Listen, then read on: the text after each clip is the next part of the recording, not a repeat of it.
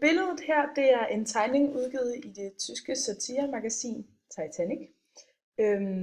Og det er udgivet i 2010 og forestiller en knælende katolsk præst, som man kan se ved, at han bærer en kalot. Og han har så hovedet presset ind imod Jesus' underliv, som hænger på korset, med teksten Kirken i dag.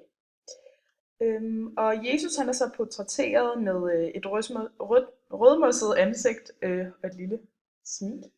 Ej, lille smil. Der er god tid for nydelse. Ja. Og det her, det vidner så om, at, at teksten eller billedet er med udefra synsvinkel, fordi at det vil være lidt uortodoks for en kristen at lave sådan et her billede, som tydeligvis kritiserer pædofili og homoseksualitet, eller det kan man i hvert fald argumentere for, at det gør.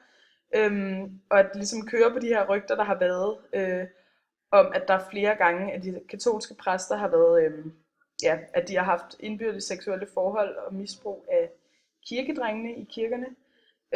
Og det er lidt paradoksalt, da katolikkerne er meget imod homoseksualitet, og billedet her bliver derfor en stor kritik af det dobbeltmoralske sådan, imellem de katolske præsters handlinger, og hvad de prædiker om, og hvad der står i Bibelen af de rigtige etiske værdier. Det kan dog diskuteres, om det er egentlig blasfemi, da det ikke på sin vis er en kritik af selve religionen, men derimod at sådan enkelte dele inden for religionen, nemlig de præster, som er pædofile, men sådan har videt deres liv til at leve i cølibat. Men grundet den måde, Jesus så er fremstillet på, altså med det her nydelsesansigt, så kan man dog sige, at det er en hån mod Jesus, som er en del af den her treenighed, og dermed på sin vis af Gud, og det bliver så derfor en kritik af hele fundamentet for den kristne katolske kirke. Og derfor kan det så argumenteres for, at det bliver blasfemisk for alle rettroende og for den gode katolik. Og med billedet her, så bliver Jesus på korset, og de katolske præster, altså,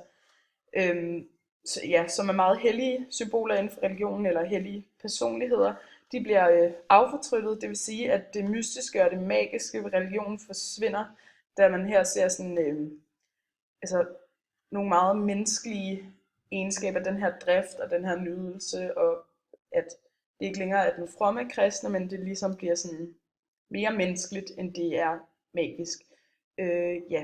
Det forbindes med noget meget fysisk, og det er, det er egentlig det mest profane, det her med pædofili og homoseksuelt, som der findes inden for katolicismen. Og satiriske fremstiller religioner, som den her, det er meget typisk for det postmoderne samfund, i det der er sket en øget sekularisering af samfundet, i forhold til hvad der har været i tidligere perioder.